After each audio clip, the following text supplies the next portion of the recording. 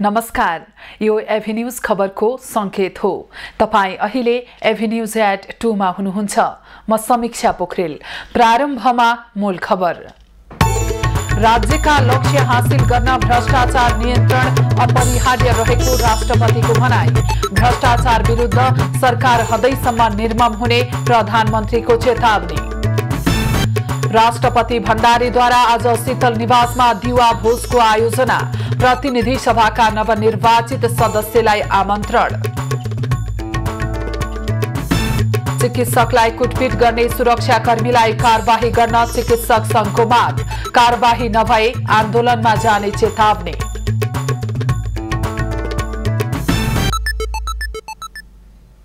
अब खबरको सिलसिला प्रारम्भ गरौं राष्ट्रपतिको भनाई सम्बन्धी प्रसंगबाट। राष्ट्रपति विद्यादेवी भण्डारीले मुलुकमा उपलब्ध साधन स्रोतको अधिकतम प्रयोग गरी आर्थिक एवं भौतिक विकासको क्षेत्रमा लक्षित नतिजा हासिल गर्न भ्रष्टाचार नियन्त्रण अपरिहार्य रहेको बताएकी छन्। शनिबार अख्तियार दुरूपयोग अनुसन्धान आयोगको 32औं स्थापना दिवसको अवसरमा आयोजित कार्यक्रममा राष्ट्रपति भण्डारीले मुलुकको उच्चतम हितका लागि आफ्नो कर्तव्यलाई अवसरको रूपमा लिई कार्य सम्पादन गरेको खण्डमा भ्रष्टाचार न्यूनीकरण हुँदै जाने दावी समेत गरिन्। राष्ट्रपति भण्डारीले भ्रष्टाचार नियन्त्रण र सुशासन प्रवर्धन गर्ने कार्य आयोगको एकल प्रयासबाट मात्रै सम्भव नहुने बताउँदै भ्रष्टाचार नियन्त्रणका लागि सुदृढ राजनीतिक प्रतिबद्धता आवश्यक रहेको समेत बताए। सुशासन प्रवर्धन गर्ने कार्यमा आयोगले हालसम्म पुर्याएको योगदानप्रति धन्यवाद दिँदै नागरिकले आयोगप्रति राखेको भरोसा र विश्वासलाई आगामी दिनमा समेत कायम राख्न सफल हुने विश्वास लिएको छु। राष्ट्रपति भण्डारीले प्रशासनिक सेवा प्रवाहलाई डिजिटल माध्यमबाट सञ्चालन गर्ने तथा सार्वजनिक निकायबाट गरिने खरिद प्रक्रियामा उत्तरदायित्व स्थापित गर्ने काम गरे भ्रष्टाचार नियन्त्रणमा महत्वपूर्ण उपलब्धि हासिल हुने विश्वास पनि व्यक्त गरिन्। कार्यक्रममा प्रधानमन्त्री पुष्पकमल दाहालले सरकार भ्रष्टाचारका विरुद्ध हदैसम्म निर्मम हुने बताए। नागरिकको हित, अभिवृद्धि र सुशासन कायम गर्न भ्रष्टाचार नियन्त्रण अपरिहार्य भएको बताउँदै प्रधानमन्त्री दाहालले सरकार निर्मम हुने चेतावनी दिएका हुन्। उनले भ्रष्टाचार निवारण गरी सुशासन कायम गर्नका लागि अख्तियारलाई आवश्यक सबै प्रकारको सहयोग र समर्थन सरकारले गर्ने प्रतिबद्धता पनि जनाए।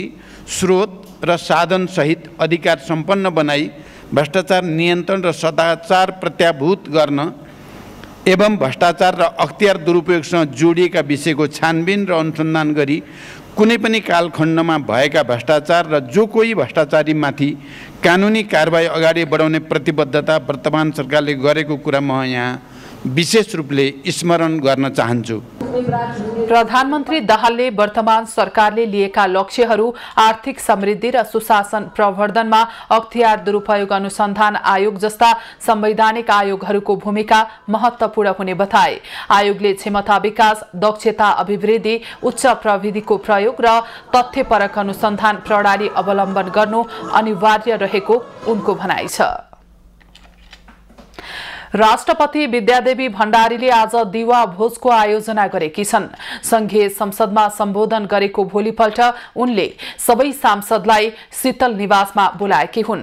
दिउँसो 3 बजेका लागि सांसदहरूलाई शीतल निवासमा निम्तो दिएको राष्ट्रपतिको कार्यालयले जनाएको छ। प्रतिनिधि सभाका निर्वाचित सांसदलाई बधाई तथा शुभकामना दिन राष्ट्रपति सांसदहरूलाई डाकेकी हुन्।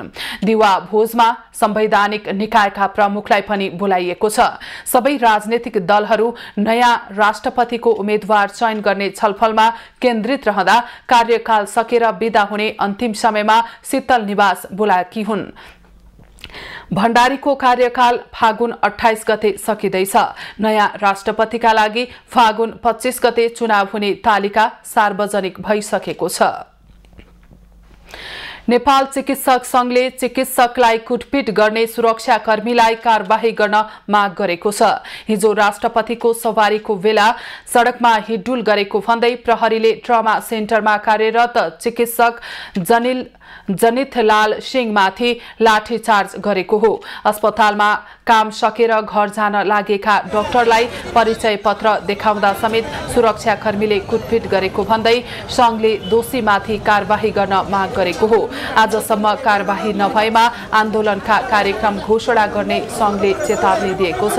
यस्तै ट्रमा सेन्टरकी निमित्त मेडिकल सुपरिन्टेन्डेन्ट डाक्टर ममता भट्टराईले पनि घटनाको विरोध गर्दै कुटपिट गर्ने सुरक्षाकर्मीलाई कानूनी कारबाही गर्न माग गरेकी छन्। टाउकोमा गम्भीर चोट लागेका सिंहको ट्रमा सेन्टरको आईसीयूमा उपचार भइरहेको छ। हिजो संघीय संसदको संयुक्त सदनलाई सम्बोधन गरेर राष्ट्रपति विद्यादेवी भण्डारी फर्कने क्रममा वीर अस्पताल बाहिर हिँडिरहेका डाक्टर सिंहलाई त्यहाँ सुरक्षामा खटिएका प्रहरीले लाठीचार्ज गरेका थिए। राष्ट्रपतिको सवारी व्यवस्थित गर्न भन्दै सरकारले सधैँ सडक खाली गराउने गरेको छ। सडक खाली हुँदा ट्राफिक अस्तव्यस्त हुने र नागरिकले शास्ति खेप्नु परेको सर्वसाधारणले गुनासो गरे पनि त्यसको उचित व्यवस्थापन भएको छैन। चिकित्सक कुटपिट गर्नेलाई कारबाहीको माग गर्दै माइतीघर मण्डलामा शनिबार प्रदर्शन गरिएको छ। राष्ट्रपति विद्यादेवी भण्डारीको सवारीका बेला शुक्रबार ट्रमा सेन्टरका वरिष्ठ अर्थोपेडिक सर्जन डाक्टर जनितलाल सिंहलाई लाठी प्रहार गर्ने प्रहरीलाई कारबाहीको माग गर्दै प्रदर्शन गरिएको हो। सो क्रममा उनीहरूले स्वास्थ्यकर्मीमाथि हिंसा बन्द गर लगायतका नारा सहितका प्ले कार्ड बोकेर घटनाको विरोध गरे।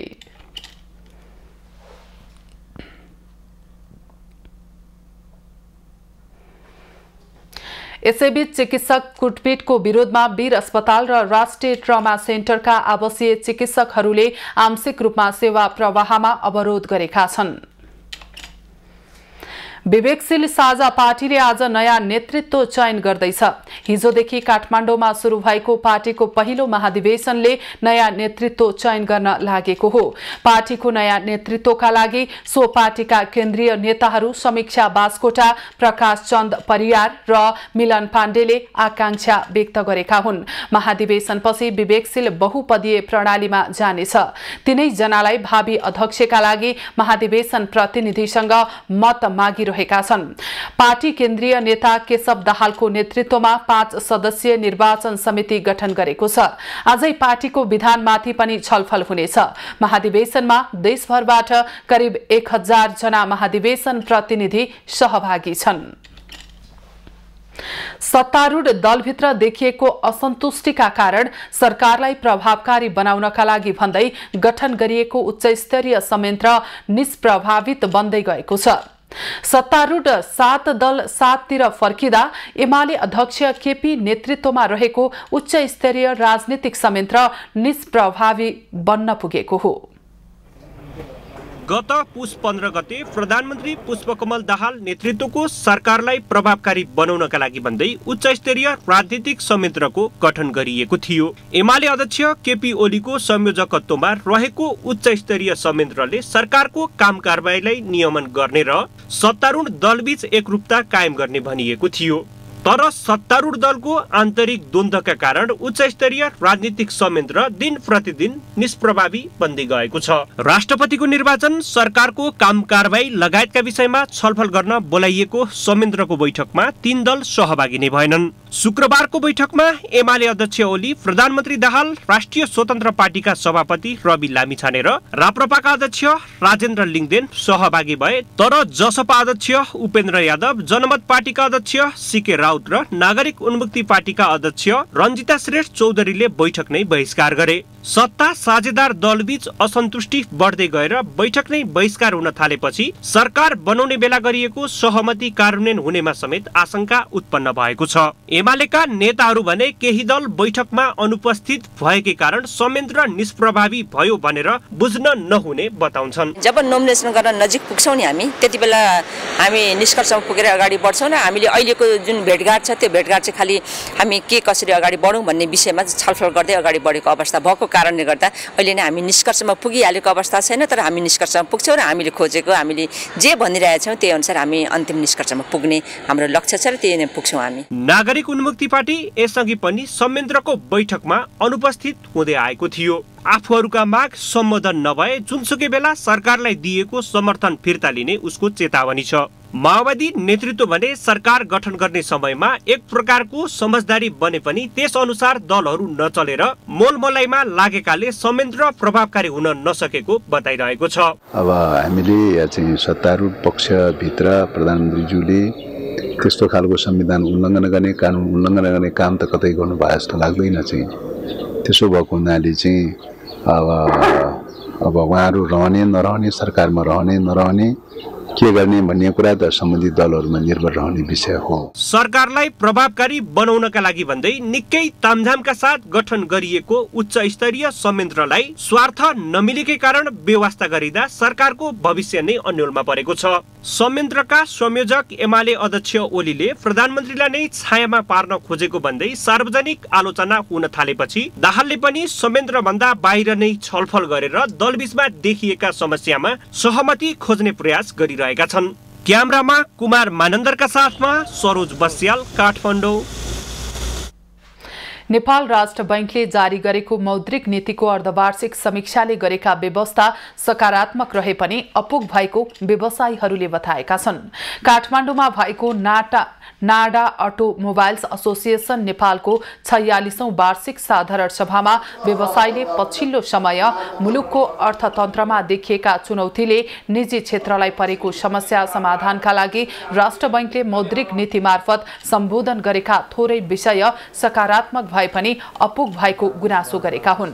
नेपाल उद्योग वाणिज्य महासंघका अध्यक्ष शेखर गोल्छाले मौद्रिक नीतिमा सहकारीका लागि नीतिगत व्यवस्था र शेयर लगानीकर्ताको माग सम्बोधन नगरेकोमा असन्तुष्टि जनाए। सरकारले अर्थतन्त्रमा जोखिम मोलेर निर्णय नगर्दासम्म अर्थतन्त्र चल्न नसक्ने उनको दाबी छ। हामी अति नै सेफ्टी माइन्डेड भएका छौँ र यो सेफ्टी माइन्डेडले पक्कै पनि अहिले हाम्रो अर्थतन्त्रमा केही परिसूचकहरू एकदमै सकारात्मक देखिएका छन्। तर जबसम्म हामीले एउटा क्यालकुलेटेड जोखिम उठाउँदैनौँ अर्थतन्त्र चाहिँ अगाडि बढ्न सक्दैन जस्तो मलाई लाग्छ। कार्यक्रममा नेपाल चेम्बर अफ कमर्सका अध्यक्ष राजेन्द्र मल्लले उद्योगी व्यवसायीहरूले राष्ट्र बैंकको नीति कुर्ने भन्दा पनि साझेदारी गरेर अगाडि बढ्न आवश्यक रहेको बताए। राष्ट्र बैंकको नीति अनुसार चाहिँ ब्याज दर घटाउन चाहिँ 3 महिना लाग्ने रहेछ, निक्षेपमा चाहिँ 1 महिना मात्र लाग्ने रहेछ। त्यो जुन छ यो असमान पोलिसी छ, त्यो पोलिसीले गर्दाखेरि पनि तत्कालै ब्याज घट्न सक्ने स्थितिहरू छैन। त्यसैले यो पोलिसी पनि चाहिँ खारेज गरिनुपर्छ। कार्यक्रममा उद्योग वाणिज्य महासंघका उपाध्यक्ष अञ्जन श्रेष्ठले सरकारको नियमन निकायले समस्याको समाधान नखोजेर सधैँ व्यवसायी पीडित हुनुपर्ने अवस्थाको अन्त्य गर्न आवश्यक रहेको बताए। खबरको सिलसिला अझै जारी छ, हामीसँगै रहनुहोला।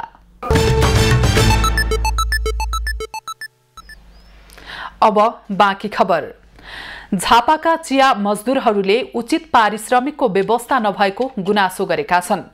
समयसँगै धेरै परिवर्तन भए पनि चिया मजदुरहरूले आफ्नो जीवनमा कुनै परिवर्तन हुन नसकेको बताएका छन्। यहाँको समस्या राज्य र दलले व्यवस्था गरेको उनीहरूको भनाइ छ। झापा चियाको उद्यम स्थल हो।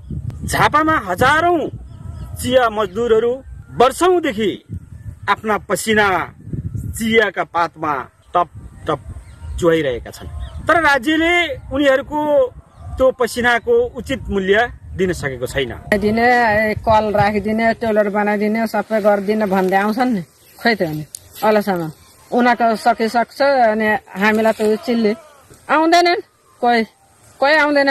दिदी बहिनी नमस्कार गर्दै आउँछन्, आउँदाखेरि भोट दिनुपर्छ, भोट लाएर आएपछि त अनुहार न दनुहार पनि देखाउँदैन के को ऊ गत्किन आँटेको त आफै बनाउनु बस्नु भन्छ के गर्नु बनाइदिनु हजुर भनेर भन्छु मालकिनले पनि भन्छु कोही बनाइदिन्छु भन्छन् बनाइदिँदैन अनि बर्खामा पुरा पानी चुन्छ विभिन्न समयमा नेपाल सरकार र राजनीतिक दल र तिनका मजदुर संघ संगठनहरूले उनका बारेमा वकालत गर्छन् तर ती सबै कार्यान्वयन हुन सकेका छैनन्। सबै दलहरूले श्रमिक क्षेत्रको श्रमिक यो धुराहरूको बीचमा चाहिँ भोट ब्याङ्ककै रूपमा हेरेकै छ। उहाँले यहाँको जीवन स्तर हामी उठाउँछौँ, तपाईँहरूको श्रमिकको ज्याला हामी बढाउँछौँ, तपाईँहरूलाई हामी मात्रै हेर्ने भन्ने खालको त दलहरूको बीचमा छँदैछ। तर अहिलेसम्म भएको रहेको न्यूनतम रूपबाट पनि श्रम सम्बन्धी कानुनहरू बनिएको छ, कानुन तह भएको छ, त्यो कार्यान्वयन गर्ने तहसम्म पुगेको छैन। दैनिक ज्यालादारी गरेर जीवनयापन गर्ने हजारौं मजदुरहरू अहिले पनि घरबार विहीन छन्, स्वास्थ्य शिक्षा र रोजगारबाट वञ्चित छन् र पनि उनीहरूको कुनै विकल्प छैन। एबी न्यूज खबरका लागि मुक्ति पौडेल, झापा। साइकलको चेन मार्फत विश्वलाई जोड्ने प्रयास गर्दै टुर दी ठाकुरद्वाराको 5औं संस्करण सुरु भएको छ। बाँके र बर्दियाको पर्यटन प्रवर्धन गर्ने उद्देश्यले आयोजना गरेको उक्त कार्यक्रममा भारत र नेपालका विभिन्न ठाउँबाट सहभागिता रहेको छ। साइकलको यात्रा मार्फत विश्वलाई जोड्ने प्रयास गर्दै टुर दी ठाकुरद्वाराको 5औं संस्करण सुरु भएको छ। बाँके र बर्दियाको पर्यटन प्रवर्धन गर्ने उद्देश्यले आयोजना गरेको कार्यक्रममा भारत र नेपालका विभिन्न ठाउँबाट सहभागिता रहेको छ। नेपालगञ्ज साइक्लिङ क्लबले हरेक वर्ष आयोजना गर्ने नेपालगञ्ज ठाकुरद्वारासम्मको करिब 100 किलोमिटरको साइकल यात्रा सुरु भएको हो। हामी खजुरा गाउँपालिका, बडैयाताल गाउँपालिका, बाँसगढी केदारेश्वर धाम, बारा बर्दिया सतखलवा हुँदै हामी भोरी गाउँ हुँदै हामी ठाकुरद्वारासम्मको 100 किलोमिटरको यात्रा हामी तय गर्नेछौँ। यसको मुख्य उद्देश्य बाँके र बर्दियाका पर्यटकीय गन्तव्यहरूलाई पहिचान गर्ने र तिनीहरूको प्रवर्धन गर्ने रहेको छ। हामीले यो लगभग 100 किलोमिटरको साइकल यात्रा आज गर्नेछौँ। साइकल यात्रा मार्फत पश्चिम नेपालको स्वास्थ्य, खेलकुद, पर्यावरण, वन्यजन्तु संरक्षणका साथै पर्यटन प्रवर्धन गर्ने मुख्य उद्देश्यका साथ सुरु भएको साइकल यात्रामा छिमेकी देश भारत र नेपालका साइकल प्रेमीहरूको सहभागिता छ। मैं भारत नेपाल मित्रता का संदेश लेकर जाता हूँ। मैं बताता हूँ कितने आप लोग अच्छे हो, कितना हम लोग आदर सत्कार करते हो, कितना प्यार देते हो। संस्कृति, प्रकृति, स्वास्थ्य, पर्यटन र खेलकुद मार्फत पश्चिम नेपालको सामाजिक, आर्थिक र मानवीय व्यवहारमा परिवर्तन ल्याउने विश्वासका साथ आयोजना गरिने चली ठाकुरद्वारा साइकल यात्रामा यसपालि भारतबाट 29 जना सहभागी रहेका छन्। उनीहरूले नेपालको रहनसहन, कला, संस्कृतिका साथै पर्यटनलाई भारतमा चिनाउँदै प्रचार प्रसार र ब्रान्डिङ गर्ने बताउँछन्। साइकल भनेको चिज चाहिँ चल्नै पर्ने हो हैन, आफ्नो स्वास्थ्यको लागि।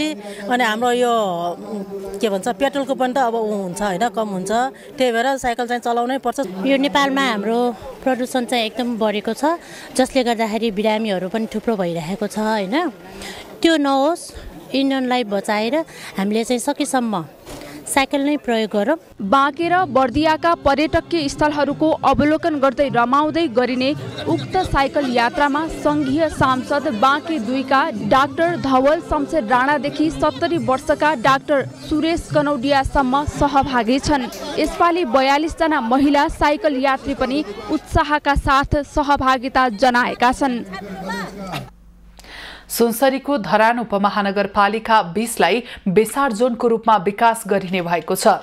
7 वर्ष अघि नै यो क्षेत्रलाई बेसार जोन घोषणा गरिएको थियो। व्यवसायीहरूले विष्णु पादुकालाई बेसार जोनको रूपमा विकास गर्ने बताए पनि अझै प्रभावकारी हुन सकेको छैन। धरान उपमहानगरपालिका 20 विष्णु पादुका क्षेत्र अदुवा र बेसारको बढी खेती हुने स्थानको रूपमा लिइएको छ। विष्णु पादुकामा 350 भन्दा बढी घरधुरी रहेका छन्। बेसार मात्र एक घरले वार्षिक रूपमा 8 देखि 10 क्विन्टल उत्पादन गर्छ। बेसारलाई यहाँका बासिन्दाहरूको नगदे बालीको रूपमा लिने गरेका छन्। तर कृषकले उत्पादन गरेका यी कृषि सामग्रीको बजारको अभावसँगै बिचौलियाले मूल्य निर्धारण गर्दा मेहनत अनुसारको मूल्य नपाएको कृषकहरूको गुनासो छ। सामानको मूल्य राख्न पाउँदैनौँ। उनीहरूले गएर मूल्य निर्धारण गरेको हुन्छ।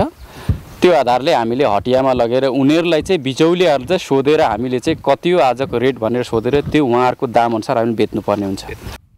बेसार प्रति केजी 150 देखि 200 रुपैयाँ केजीसम्म बिक्री हुने गरेको छ। मेहनत अनुसारको मूल्य नपाए पनि एक घर बराबर वार्षिक 50 देखि 60 हजार रुपैयाँको बेसार उत्पादन गरेर कमाउने गरेको कृषक बताउँछन्। अलिकति बेचिसके यति सुकाउँदैछु अनि यति केलाको छैन, अब यो केलाएर अनि यस्तो गरेर सुकाएर अनि अब बेच्नुपर्ने हुन्छ। बेसार जोन घोषणा गरे पनि सोही अनुसारको काम भने गर्न नसकेको स्थानीय तहको बुझाइ छ। धरान उपमहानगरपालिका वडा नम्बर 20 विष्णु पादुकाका वडा अध्यक्ष पदम बहादुर लिम्बुले बेसार जोन घोषणा गरे पनि सोचे जस्तो काम गर्न नसकेको बताए। यहाँ उत्पादन भएको बेसारलाई बजारीकरणमा ध्यान दिन सके स्थानीयलाई बेसार खेतीतर्फ आकर्षित गर्न सकिने उनको भनाइ छ। शहरीकरण बजारमा चाहिँ यसको चाहिँ पहुँच पुगिसकेको छैन अहिलेसम्म। यसलाई चाहिँ बजारसम्म पहुँच पुर्याउनको लागि हामीले हैन उद्योग वाणिज्य सङ्घसँग सहकार्य गर्दै यसलाई प्याकेजिङ गरेर राम्रो क्वालिटीको चाहिँ बेसारहरू यहाँबाट निर्यात बजारतिर गर्न सकिन्छ भन्ने मैले महसुस गरेको छु। धरान उपमहानगरपालिकाले पनि धरान 20 विष्णु पादुका र धरान 4, 5 र 6 पञ्चकन्यालाई कृषि पकेट क्षेत्रको विकास गर्ने योजना अगाडि सारेको छ। तर यी क्षेत्रमा उत्पादन भएका कृषि सामग्रीले पनि बजार पाउन सकेका छैनन्। धरानबाट विनय प्रधानको रिपोर्ट। खोटाङको दिक्तेल रूपाकोट मजुवागढी नगरपालिकाद्वारा सञ्चालित कम्पोस्ट प्लान्ट तथा नमुना कृषि स्रोत केन्द्र उपयोगविहीन भएको छ। पूर्ण अर्ग्यानिक नगरपालिका बनाउने उद्देश्य सञ्चालित प्लान्ट दलहरूको विवादले उपयोगविहीन भएको हो। अघिल्लो स्थानीय तहका जनप्रतिनिधिले अर्ग्यानिक नगर बनाउने उद्देश्यले दितेल रूपाकोट मजुवागढी नगरपालिकामा कम्पोस्ट प्लान्ट तथा नमुना कृषि स्रोत केन्द्र निर्माण गरेर सञ्चालनमा ल्याएका थिए। 2077 चैत 21 गते सञ्चालनमा ल्याइएको सो प्लान्ट अहिलेका नगर प्रमुख तीर्थराज भट्टराई र विसन राईले सञ्चालनमा चासो नदिएका हुन्। 1 करोड रुपैयाँ लगानी गरी निर्माण गरिएको कम्पोस्ट प्लान्ट तथा नमुना कृषि स्रोत केन्द्र अहिले लथालिङ्ग अवस्थामा पुगेको छ।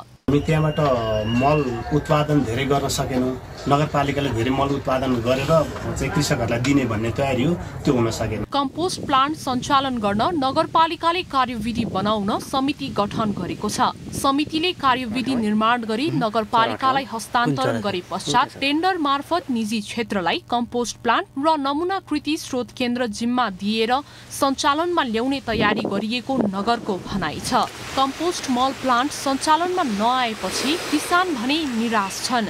लगानी गरियो, किसानले पनि चाहेको मल प्राप्त गर्न सकेन, राज्यले पनि लगानी गर्यो भनेदेखि चाहिँ अब त्यो बालुवामा पानी हाले जस्तो चाहिँ गर्नु उपयुक्त हुन्न। मल उत्पादन गरेर किसानलाई चाहिँ वितरण गर्ने हो भने त्यसको सार्थकता हुन्छ होइन भने त्यो राज्यको कोष खर्च गरेको मात्र देखिन्छ। गौरवको आयोजना हुँदै पनि यो सञ्चालन भएको छैन, हुनु पर्थ्यो र यतिखेर किसानले चाहिँ 16 रुपियाँ मल बिउ पाउनु पर्थ्यो। यहाँको कम्पोस्टमा अर्ग्यानिक मल जुन हामीले उत्पादन गरेको यहाँको मल छ त्यो किसानले पाउनु त्यो पाइरहेको छैन।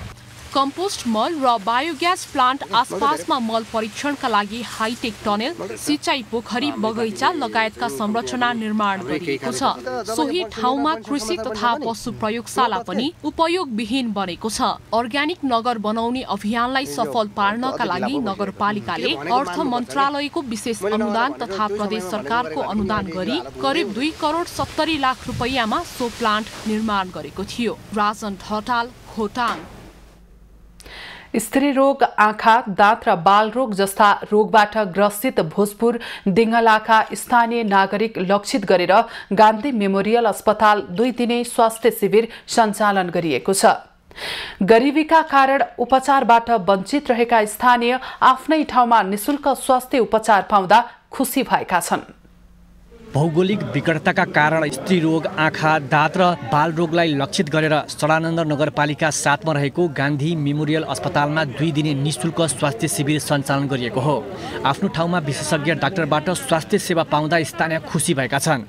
नगरपालिकाले यतिको योजना गरेकोमा अत्यन्तै नगरवासीहरू जुन यहाँ चाहिँ अब सेवा लिन आउनुभएको छ उहाँहरू अत्यन्तै खुसी हुनुहुन्छ। स्थानीय नागरिकलाई सहज रूपमा विशेषज्ञ डाक्टरहरूको सेवा दिने लक्ष्यले शिविर सञ्चालन गरिएको सडानन्द नगरपालिकाले जनाएको छ।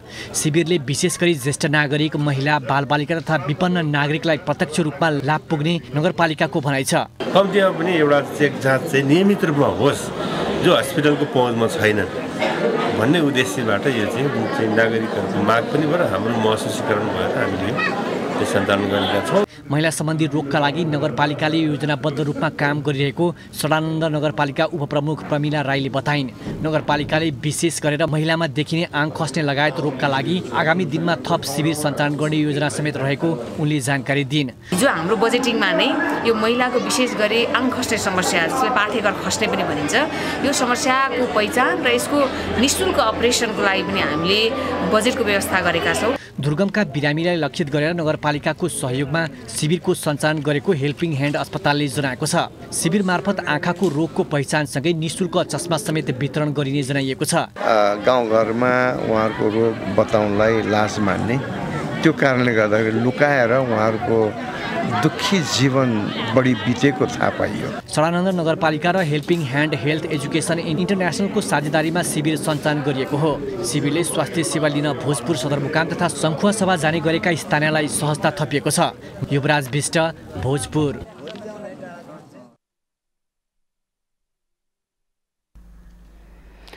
गण्डकी प्रदेशको प्रसिद्ध धार्मिक पर्यटकीय गन्तव्य बागलुङ कालिका भगवती मन्दिरलाई कलात्मक बनाउन थालिएको छ। गुठी व्यवस्थापन समितिले आफ्नो लगानीमा भक्तपुरको तेलिए इट्टा, कलात्मक काष्ठकला र तामाको छाना प्रयोग गरेर मन्दिर बनाउन सुरु गरेको हो। धार्मिक संरचना कङ्क्रिटमय बनेपछि तथा केही संरचनाले मन्दिरको सौन्दर्यतामा समस्या ल्याएपछि कालिका मन्दिर गुठी व्यवस्थापन समितिले मन्दिर र मन्दिर क्षेत्रलाई कलात्मक ढङ्गले रूपान्तरण गर्न थालेको छ। कालिका मन्दिर सुधारको पञ्चवर्षीय रणनीति सुधार कार्यक्रम अन्तर्गत कालिका मन्दिरको स्वरूपलाई कलात्मक बनाउने कामको थालनी गरिएको हो। बाहिरी आवरण नयाँ भए पनि कालिका मन्दिरको भित्री संरचना जीर्ण भएकाले कलात्मक रूपमा देखिने गरी कालिका मन्दिरको पुनर्निर्माण थालिएको गुठी व्यवस्थापन समितिले जनाएको छ। भक्तपुरबाट बनेको चाहिँ पुरातात्विक खालको बनाउने भनेर इट्टा तेलिया इट्टा भन्दो रहेछ, तेलिया इट्टा ल्याएर मन्दिरलाई पुरातात्विक ढङ्गको खालको हामीले मर्मत गर्न लागेका छौँ। मन्दिरको चुहिने तामाको छानोलाई भित्री संरचना मर्मत गरी नयाँ तामाको छानो लगाइने समितिले जनाएको छ। कालिका मन्दिरलाई मात्र नभई मन्दिरको पूर्वपट्टि निर्माण गर्न थालिएको सत्तल र हवन अग्निकुण्डलाई समेत कलात्मक बनाइनेछ। हवन कुण्डको भित्री संरचना पक्की बनाइने भए पनि बाहिरी काठको कलात्मक चित्र बनाइएको समितिले जनाएको छ। तामाको छानो छाए पनि त्यो चाहिँ चुनी भएको थियो, त्यसलाई हामीले फेरि चाहिँ अब फले छाएर अनि राम्रो तरिकाबाट चाहिँ हामी तामाकै छानो चाहिँ लगाउने विचार गरेका छौँ। मन्दिरको सत्तल निर्माणमा 70 लाख, मन्दिरको ताम्रपट तथा भित्री संरचना मर्मत र कलात्मक बनाउन 40 लाख र हवन कुण्ड निर्माण गर्न 13 लाख खर्च लाग्ने अनुमान गरिएको छ। कालिका भगवती मन्दिरमा दर्शनका लागि टाढा टाढाबाट समेत उल्लेख्य मात्रामा भक्तजन पुग्ने गर्छन्। मन्दिरमा पूजा गर्नाले मनले चिताएको पूरा हुने जनविश्वास रहेको छ। राजेश चन्द्र राजभण्डारी, बागलुङ। खबरको सिलसिला अझै जारी छ, हामीसँगै रहनुहोला। अब पालो खास खबरको।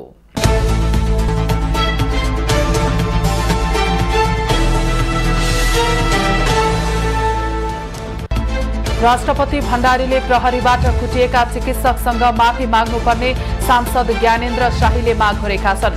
राप्रपाका संसदीय दलका प्रमुख सचेतक समेत रहेका शाहीले विज्ञप्ति जारी गरी राष्ट्रपतिको सवारीका क्रममा चिकित्सकमाथि कुटपिट भएकाले माफी माग्नुपर्ने बताएका हुन्। सरकार गठनको 1 महिनापछि लुम्बिनी प्रदेशका मुख्यमन्त्री लीला गिरीले मन्त्री परिषद विस्तारको तयारी अन्तिम चरणमा पुर्याएका छन्। सत्ता साझेदार दलहरूबीच सहमति गरेर भागभण्डा टुङ्गो लगाइए पनि नाम र मन्त्रालय सार्वजनिक गरिएको छैन।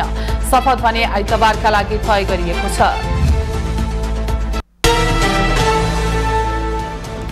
नेकपा माओवादी केन्द्रले पोलिट ब्युरो समिति खारेज गरेको छ। माओवादीले पार्टी राजनीति सुरु गरेदेखि पहिलो पटक संरचना हटाउने निर्णय गरेको हो। स्थायी समिति बैठकले गरेको प्रस्ताव केन्द्रीय समितिले पास गरेको हो। पोलिट ब्युरो संरचना 31 वर्षपछि हटाइएको हो। कोरोना भाइरस संक्रमणबाट अहिलेसम्म नेपालमा 12,020 जनाको ज्यान गएको छ। स्वास्थ्य मन्त्रालयका अनुसार 60,07,137 जनाको पीसीआर परीक्षण गरिएको छ भने एन्टिजेन 15,02,576 जनाको गरिएको छ। खोप अभियान सुरु भएदेखि अहिलेसम्म 5,35,06,207 खोप लगाइसकिएको छ। सर्लाहीका प्रमुख जिल्ला अधिकारी इन्द्रदेव यादवले भारतीय सीमा क्षेत्रको निरीक्षणलाई प्राथमिकतामा राखेर काम सुरु गरेका छन्। यही माघ 11 गते सर्लाहीमा हाजिर भएका उनले केही दिनदेखि भारतसँग सीमा जोडिएका सर्लाहीका नाकाको निरीक्षण गरेका हुन्। निरीक्षणका क्रममा केही ठाउँमा दुवै पक्षबाट सीमा अतिक्रमण भएको पाइएको छ।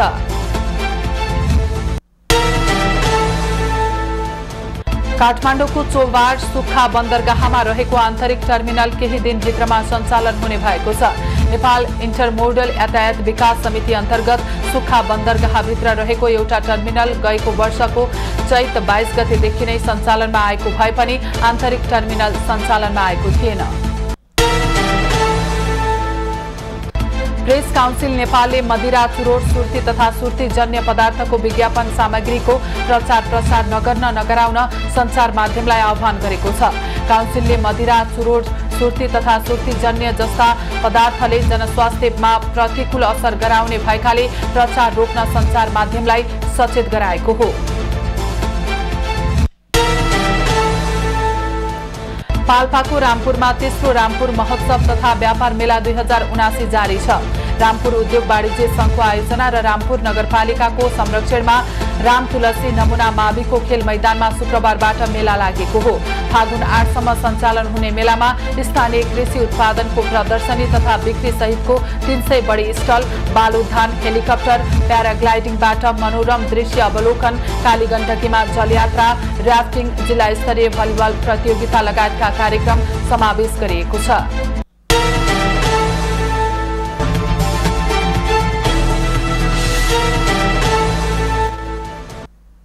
अब पालो एभिन्यूज एट मौसमको।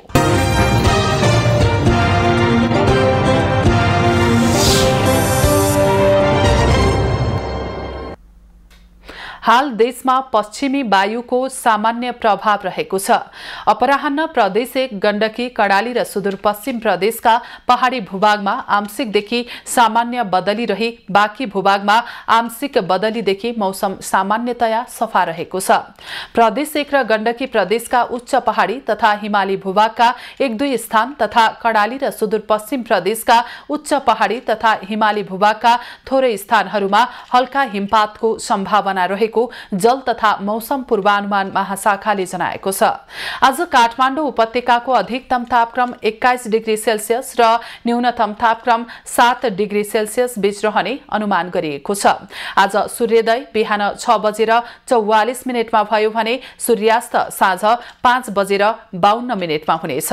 आज देशभरको मौसम कस्तो रहला त? हेरौं देशका विभिन्न स्थानको अनुमानित मौसमी अवस्था।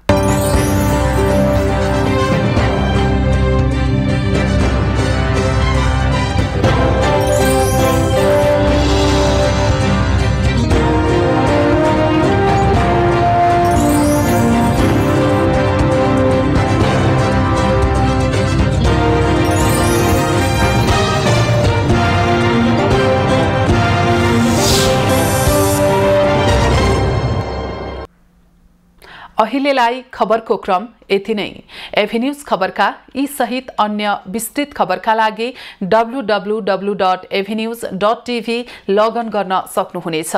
युट्युब, फेसबुक र ट्विटरमा पनि हामीलाई फलो गर्न सकिनेछ। खबरभित्रको खबरका लागि हेर्दै रहनुहोला एभिन्यूज खबर। नमस्कार।